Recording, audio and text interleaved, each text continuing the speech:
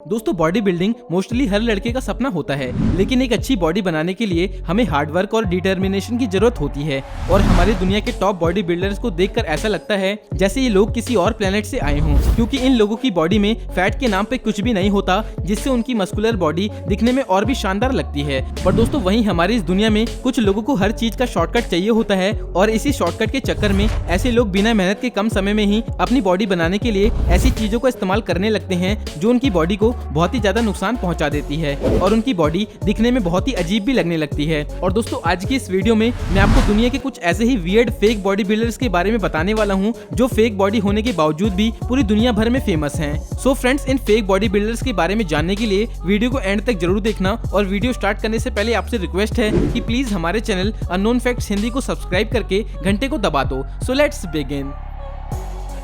Romario dos Santos Alves.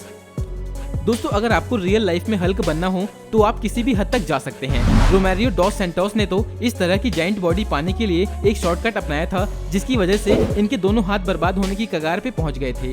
30 साल के Romario को बॉडी बिल्डिंग का बहुत ज्यादा शौक था, जिसके लिए इन्होंने टीनेज से ही अपनी बॉडी बनानी शुरू कर दी थी। पर कुछ सालों बाद जब इनकी एज 22 साल थी, इन्होंने अपनी एक्सरसाइज के नतीजे जल्दी पाने के लिए शॉर्टकट यूज करने का डिसीजन ले लिया और सिंथॉल सब्सटेंस का इस्तेमाल करने लगे, जिसमें अल्कोहल, ऑयल और पेन किलर मिक्स होता है, और ये सामान बॉडी मसल्स को फुलाने का काम करता है। और दोस्तों अगर इसे मसल्स में डायरेक्ट इंजेक्ट कर दिया जाए तो ये मसल्स को और भी तेजी से बढ़ाने लगता है। रोमेरियो ने एक इंटरव्यू में बताया कि इस सब्सटेंस की एक खास बात ये भी है कि बहुत ही जल्द आप इसके एडिक्ट हो जाएंगे, और ऐसा ही रोमेरियो के साथ भी हुआ था, जिसके बाद इन्होंने इसका इस्तेमाल रेगुलरली शुरू कर दिया था। और दोस्तों इसका इस्तेमाल इन्होंने बाइसेप और ट्राइसेप बनाने के लिए किया था, पर जल्द ही इसके साइड इफेक्ट्स भी होने लगे, जिसके बाद इन्हें हर वक्त दर्द सहना पड़ता था। फिर भी दोस्तों रोमेरियो ने इसका इस्तेमाल तब तक नहीं बंद किया जब तक इनकी नौबत डॉक्टर के पास जाने की नहीं आ गई। इसके बाद डॉक्टर ने इन्हें बताया कि अब उन्हें इन दोनों आर्म्स को कटवाना पड़ेगा, पर लकीली ऐसा नहीं करना पड़ा, क्योंकि इन्होंने वक्त रहते ही इसका इस्तेमाल करना बंद कर दिया था। Brazilian Hulk brothers. दोस्तों इन दोनों भाइयों का नाम टोनी गिराल्डो और एल्वेरो पेरेरा है। इन दोनों भाइयों को बॉडी बिल्डिंग का इतना शौक था कि इन दोनों ने महज 15 साल की उम्र से ही मसल बिल्डिंग सब्सटेंस का इस्तेमाल करना शुरू कर दिया था, जिसका नाम पोटेने B12 था। और दोस्तों इसका इस्तेमाल यूजुअली बीमार घोड़ों में विटामिन की कमी को पूरा करने के लिए किया जाता है, जिसे मसल्स में डायरेक्ट इंजेक्ट करने के बाद इसने बहुत ही तेजी से अविश्वसनीय रूप से इनकी मसल्स की ग्रोथ शुरू कर दी, जिसके बाद इसके इस्तेमाल के साथ साथ एक्सरसाइज करने की वजह से उन्हें एक फुली हुई बॉडी तो मिल गई, लेकिन फिट रहने के लिए इन्हें डेली कम से कम 4 घंटे जिम जाकर पसीना बहाना पड़ता था और लगभग 6000 कैलोरीज पर डे बर्न करनी पड़ती थी। और दोस्तों इन दोनों भाइयों की उम्र 50 और 51 साल हो चुकी है, और अब इन्होंने इस सब्सटेंस को छोड़ने के लिए डॉक्टर से सलाह भी ले ली है, क्योंकि इनकी बाइसेप का साइज 28 और 25 इंच हो चुका है। तो डॉक्टर ने इन्हें बताया कि अब इससे ज्यादा मसल्स ग्रोथ के लिए इनकी स्किन स्ट्रेच नहीं हो सकती, इसीलिए इन्हें इसका इस्तेमाल मजबूरन छोड़ना पड़ा था। ब्रैड कैस्टलबेरी।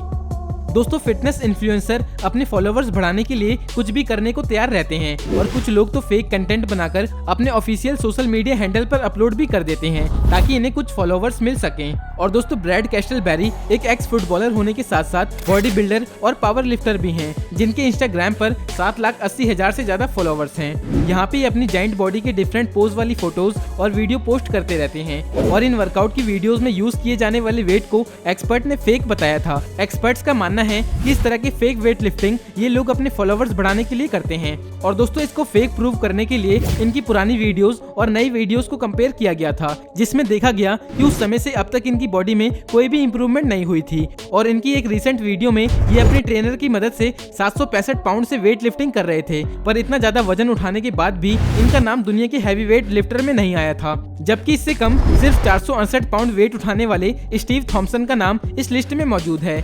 और ये वेट जिस रॉड में लगा हुआ था वो इतनी बैंड में नहीं थी जितना यूजुअली होनी चाहिए थी, और इस बात से इस वीडियो के फेक होने पर यकीन और भी पक्का हो गया। ग्रेसियाने बैराबोसा।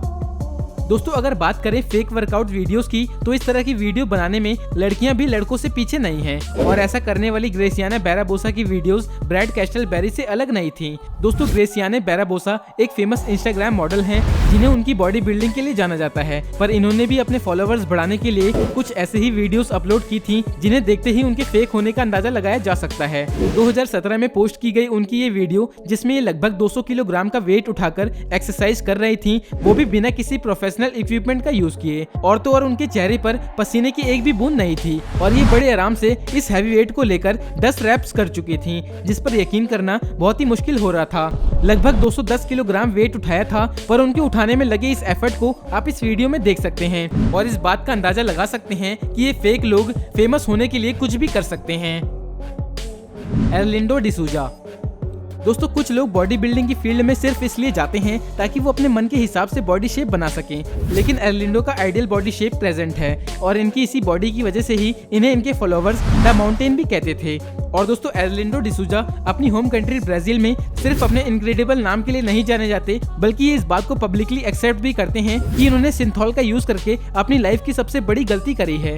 और अकॉर्डिंग टू एर्लिंडो इन्होंने बॉडी बिल्डिंग शुरू करने के कुछ समय बाद ही इसके इंजेक्शन लगवाने शुरू कर दिए थे, जिसके बाद इनके बाइसेप 29 इंच तक डेवलप हो गए थे। पर जब इनकी उम्र 50 के पास पहुंच गई तो इससे होने वाली प्रॉब्लम को फेस करने लगे। दोस्तों इनकी मसल्स में ऑयल की मात्रा बढ़ जाने की वजह से ये अब खुद को ही नुकसान पहुंचा रहे थे और डॉक्टर्स ने भी इनका इलाज करने से मना कर दिया था। वैसे तो इसका इस्तेमाल इन्होंने कुछ साल पहले ही बंद कर दिया था, पर तब तक काफी देर हो चुकी थी और इसने इनकी बॉडी को काफी नुकसान पहुंचा दिया था। Egyptian Popeye.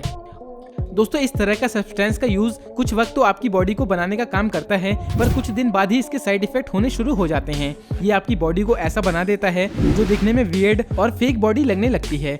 इस बात को कुछ लोग ओपनली एडमिट भी कर लेते हैं, जैसे इजिप्ट के रहने वाले मुस्तफा इस्माइल, जिन्हें पूरी दुनिया इजिप्टियन पोपाय के नाम से जानती है। मुस्तफा को दुनिया की सबसे चौड़ी आर्म्स वाले इंसान के तौर पे जाना जाता है और इनकी बॉडी और हाइट के हिसाब से इनकी बाइसेप का साइज 31 इंच है, जिसके लिए इन्हें 2012 में गिनीज वर्ल्ड रिकॉर्ड भी दिया गया था, जिसके बाद इन्हें largest upper arm in the world के नाम से जाना जाने लगा।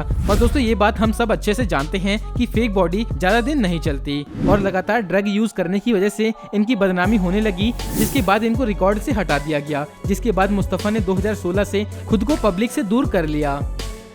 Natalia Kuznetsova. दोस्तों खुद को बाकी लोगों से बेहतर बनाने के लिए हार्डवर्क और डिटर्मिनेशन की जरूरत होती है और ये हार्डवर्क तब और ज्यादा जरूरी हो जाता है जब कोई महिला होती है, because of hormones and body structure. पर दोस्तों अगर किसी को मेहनत से ज्यादा सब्सटेंस पे यकीन हो जाए तो बात अलग ही हो जाती है।